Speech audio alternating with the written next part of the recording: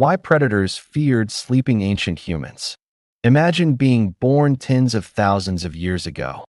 Night falls. There are no walls around you. No doors. No locks. No phone. No ambulance waiting somewhere beyond the darkness. There is only wet earth beneath your body. A low fire in front of you. A ring of tired people breathing in their sleep. And beyond the glow, a forest full of things that can smell blood better than you can hear footsteps. Your body is fragile. Your skin is thin. Your teeth are short. Your running speed is nothing compared with the big cats moving through the grass. And now comes the most dangerous part. You are asleep. You are eyes close. Your muscles loosen. Your hearing dulls. From the point of view of almost any predator, this should be the easiest meal in the world. A soft animal, lying still, unarmed, unaware. But this is where the story becomes strange. A predator approaches. It stops at the edge of the firelight. It smells smoke. It sees bodies arranged in a circle. It hears a child move. It sees one adult open an eye. Then another. Then another. The predator does not rush in. It watches. It circles. It hesitates. And sometimes, it leaves. This does not mean ancient humans were safe. They were not. Early humans lived in a world where leopards, lions, hyenas, wolves, bears, and other carnivores were not background scenery. They were a constant pressure. Fossil evidence from some ancient human remains shows tooth marks and predatory damage. Night was never romantic. Night was a test. The ones who survived until morning were the ones who got to pass their MEM. Aries forward. So the question is not whether predators ever killed humans. They did. The real question is more unsettling. If humans were so weak, why were they not erased by the night? Why did a species without claws, armor, or great speed eventually become something many animals learned to avoid? Why would the smell of smoke, the sound of human voices, or the shape of a campsite become a warning sign? The answer is not that a sleeping human was secretly powerful. The answer is almost the opposite. A sleeping human was terribly vulnerable. And because of that vulnerability, humans built something no predator could easily calculate.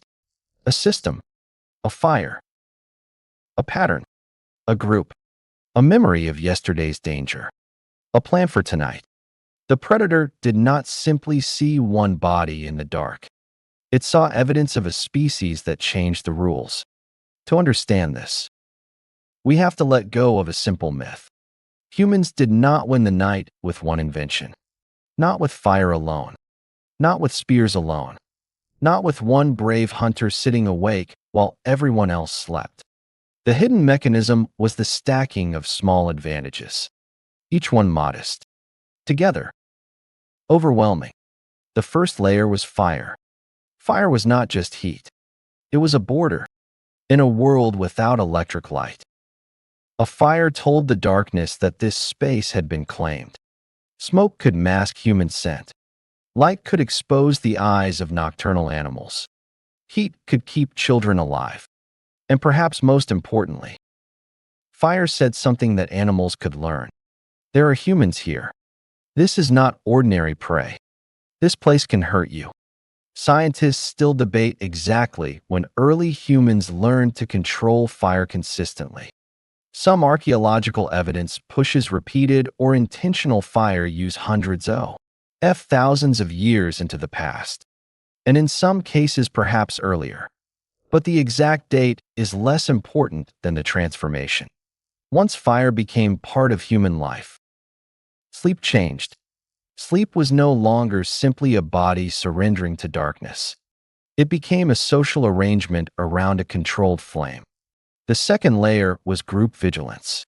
Researchers sometimes discuss this kind of pattern through what is often called the Sentinel hypothesis. In simple RMS, a sleeping group does not require every person to be fully alert at the same time. Some sleep early. Some sleep late. Some wake in the middle of the night. Some rise before dawn.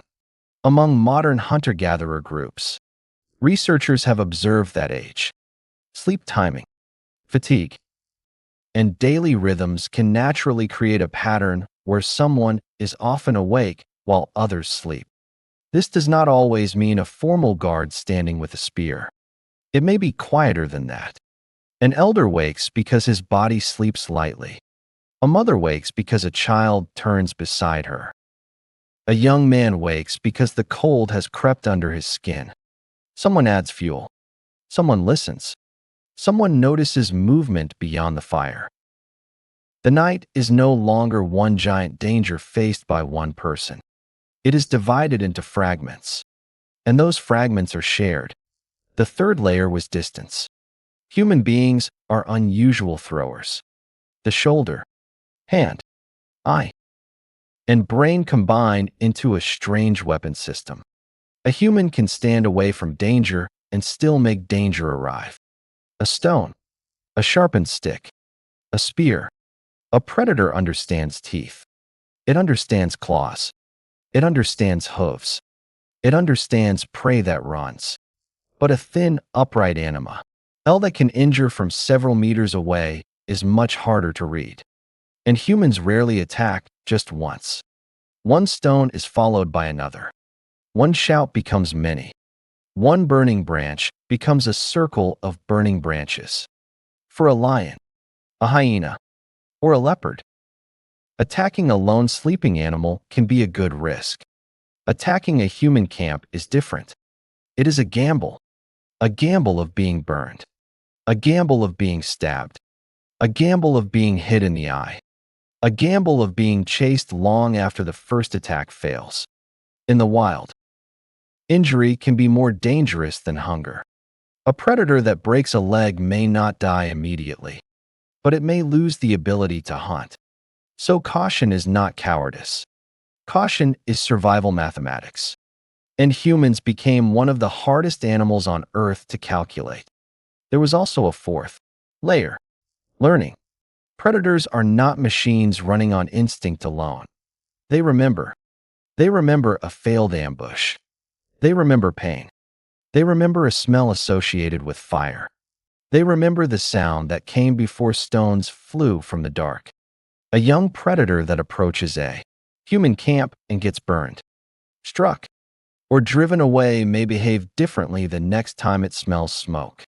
A hyena that learns humans leave bones behind, but also leave guards, embers, and sharp tools, may learn to wait. Animals do not need to understand human culture. They only need to learn that certain human patterns carry risk. In some modern ecological research, humans have been described as a kind of super predator. That term can sound dramatic. It does not mean every individual human is stronger than a lion.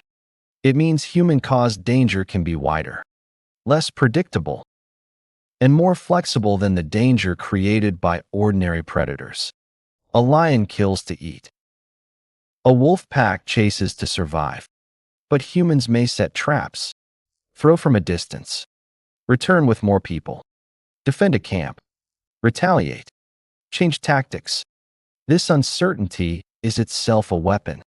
So a sleeping ancient human did not send the message, "I am weak." He sent a deeper message. "I belong to a species that remembers, cooperates, and changes the rules." That was the real reversal. The fragile body was asleep, but the system around it was awake. Now bring the camera lower. Not over a continent, not over a timeline. Bring it down to one wet river valley. Thousands of years before written history. The rain has just stopped. The ground is cold. A small band of people sleeps around a fire. They are not heroes from a myth. They are exhausted. They have walked all day. They have dug roots from the earth. They have repaired torn skins. They have carried part of an antelope back to camp. Near the fire is a boy. Let us call him Aru. He is not yet a great hunter. His arms are still thin. His shoulders are narrow. A branch has scratched a red line across his face. He is tired enough to fall asleep where he sits. But he does not let himself sink all the way down. At dusk, he saw tracks in the mud. Large tracks, too large for a harmless animal. The rain had softened their edges. But the weight was still visible. An older man told him it might be a big cat. Nearby, or gone. No one could know for certain. Deep in the night, the fire drops low. Aru wakes, not because he is brave, because he is cold. He reaches out and pushes a piece of wood into the embers. Flame returns. A small orange tongue rises into the damp air. And then he hears it. Grass shifting. Almost nothing. But not nothing. His body freezes. His first instinct is not to scream. It is not to run. It is to touch the person next to him. Then the next. Then the next. No one panics. No one leaps wildly into the dark. They move the children inward. They take burning wood in their hands. They grip stones. Severa. Pairs of eyes turn toward the same patch of blackness. And in that blackness, the animal is watching too.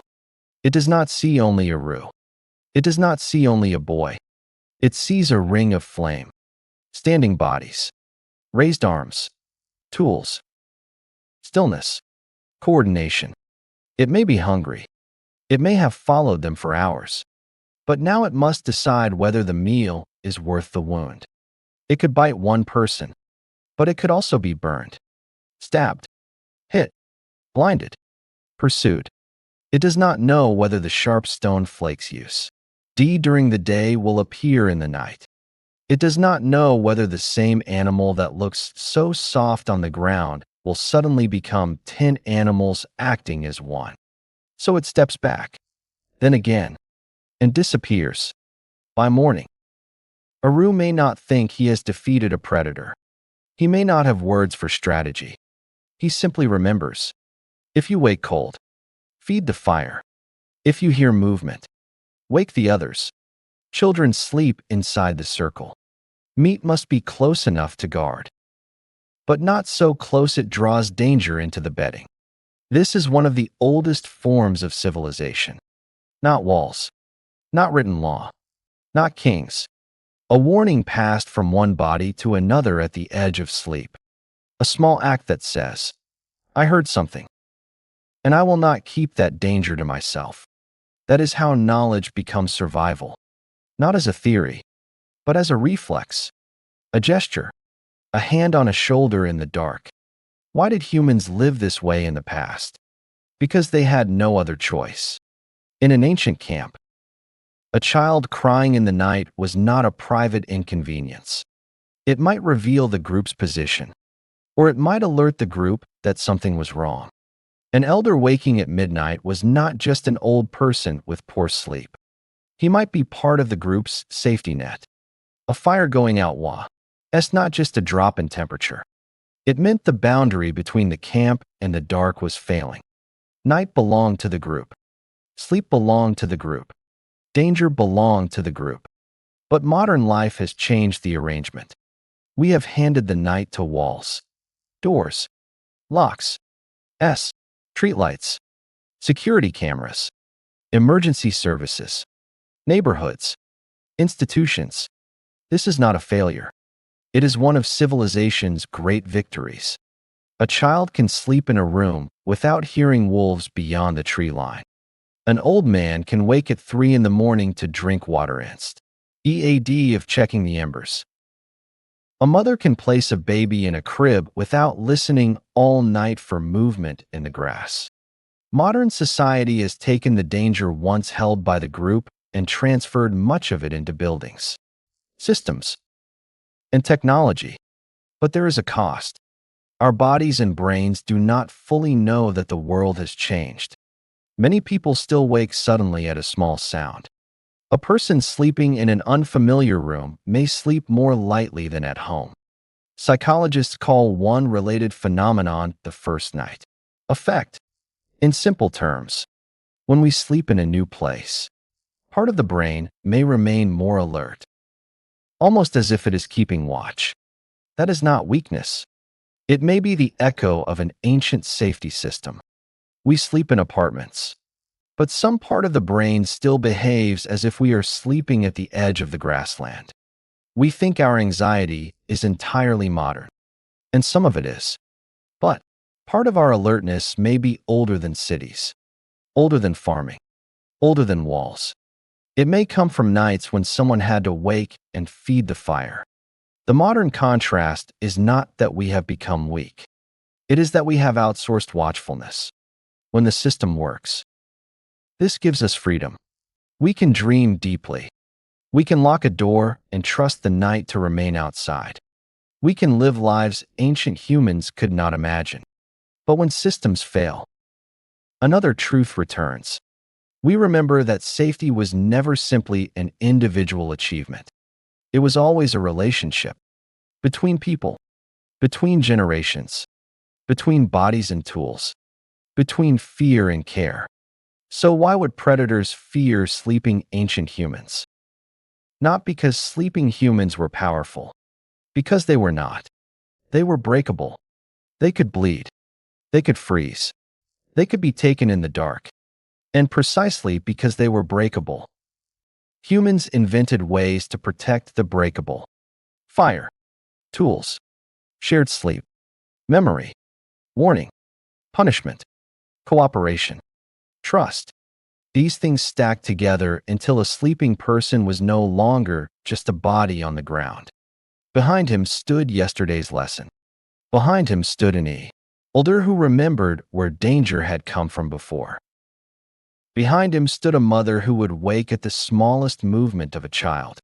Behind him stood people willing to put children in the center and danger on the outside. That is what made humans frightening. Not the strength of one person, but the ability to turn individual weakness into collective strategy. A baby cannot defend itself, so humans built long care. An elder cannot run fast, so the elder becomes memory. A young hunter is impulsive, so the group surrounds him with story, ritual, correction, and warning. One person sleeps, so another wakes. Perhaps civilization did not begin when humans first defeated a beast. Perhaps it began when someone woke in the night, saw the fire dying, and quietly added one more branch. No anthem, no monument, no name remembered. Just a small movement in the dark. But that movement let someone else keep sleeping. It let a child survive until morning. It let knowledge cross into the next generation. Today, we have steel, concrete, satellites, hospitals, and artificial intelligence. We no longer need to sleep around a fire on the edge of the grassland. But the oldest human technology has not disappeared. It is still here. It is the decision to keep watch when someone else is vulnerable.